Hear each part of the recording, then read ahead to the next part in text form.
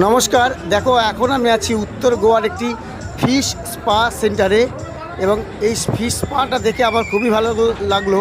তাই আমিও এইখানে একটু স্পা করানোর জন্য চলে আসলাম। তোমরা দেখো আমি সেই ফিশ স্পাটা করাচ্ছি। ফিশ স্পা বা ফিশ পেডিকিওর হলো মাছের সাহায্যে পায়ের যত্ন নেওয়ার একটি আধুনিক পদ্ধতি। তোমরা দেখো যে আমি কীভাবে ফিশ স্পা করছি সেটা তোমাদের সামনে তুলে ধরছি।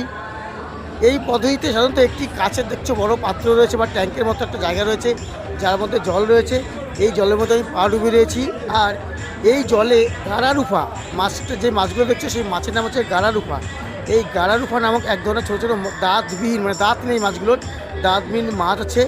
এই মাছগুলো পায়ের পাতার এবং গোড়ালির ও আঙুলের যে মৃত চামড়া বা কোষগুলো আছে, সেই পায়ের পাতার বা গোড়ালির এবং আঙুলের যে মৃত চামড়া, সেই চামড়াগুলো খেয়ে পায়েকে পরিষ্কার করে দেয়।